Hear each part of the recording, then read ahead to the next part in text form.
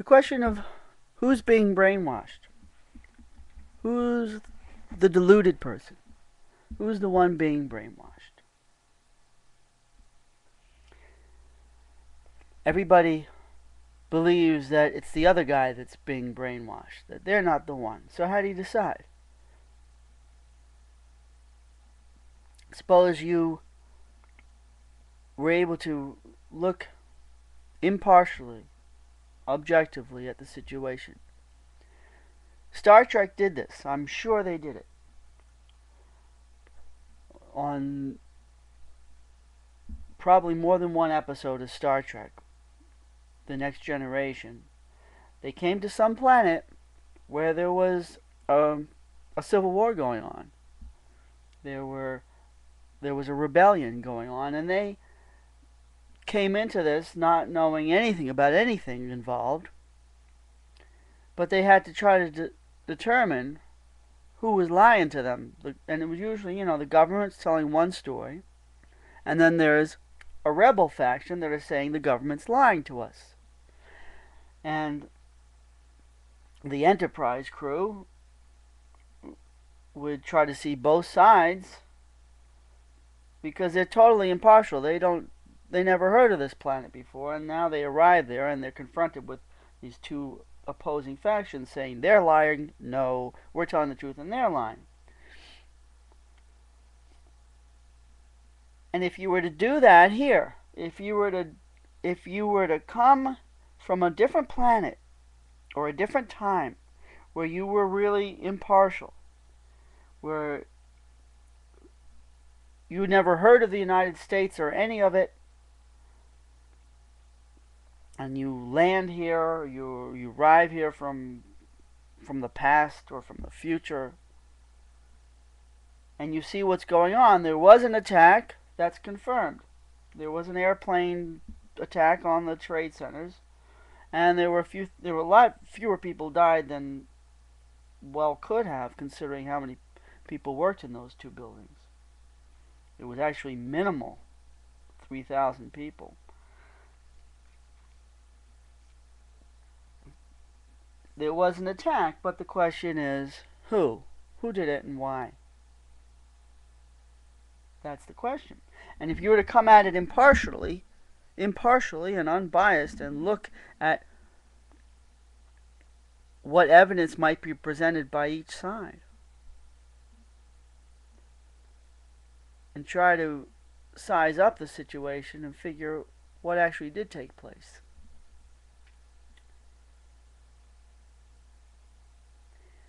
What happens is the people that are determined to believe the official story,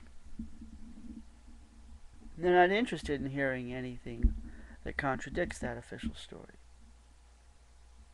Whereas the people that are contradicting it have heard the official story, and because it doesn't add up, they've had to question it. They've heard both sides, but the majority of people don't hear both sides. They just hear the one side.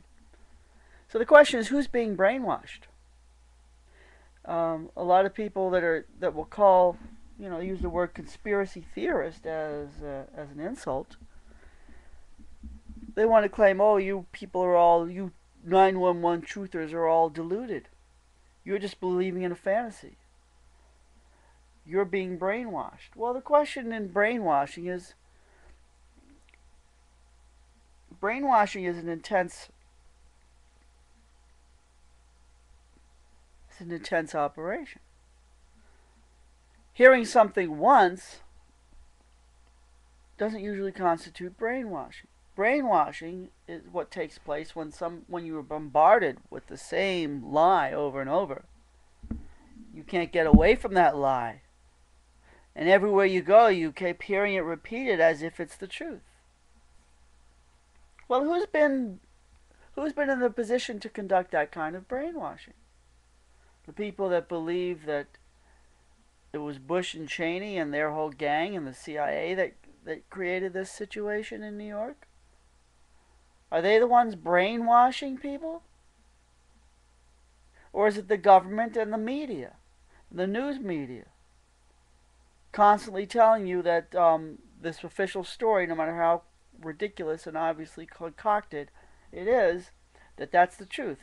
For instance, in the Kennedy assassination, the news media has continually told us things that just don't make sense. The notion that all of those bullet wounds and bullet holes in the car could have come from a single bullet from Lee Harvey Oswald from way back up in that window on the 6th floor from his rifle that could only have fired 3 shots. This is what's been repeated so often, so prevalently, that people believe it. See no reason to doubt it, even though it doesn't make sense. That's brainwashing, ladies and gentlemen. And the same thing is true with the 911 event. That's what you've been bombarded with, to the point where hundreds of millions of people just swallow it as if it's the truth, no matter how much it doesn't add up. That's brainwashing. The people that you call conspiracy theorists, you might call them deluded, you might call them kooks, but you can't call them brainwashed, because there is no organized system of brainwashing going on. If people who believe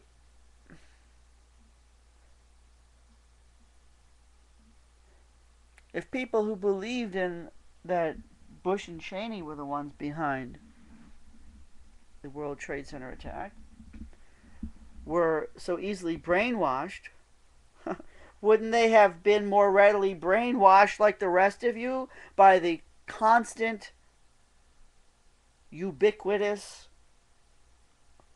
omnipresent official story that's managed to brainwash hundreds of millions of you? It's because they're the ones who are not brainwashed that they're able to look at the facts and recognize that there's just too much that stinks, too much that completely stinks about the official story. Meanwhile, hundreds of millions of people who have been brainwashed and refuse to even listen to the evidence on the other side are the ones who are snickering and calling the other people fools and calling them brainwashed for disbelieving the official story. So how do you break through? How do you break through this problem, this situation? How do you get people to open their eyes?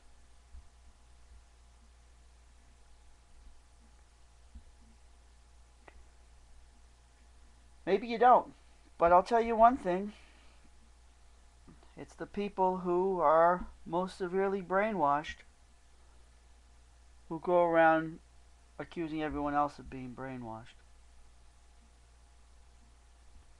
And of course, they always play this game, this 12-year-old 6th grade game of I know you are, but what am I?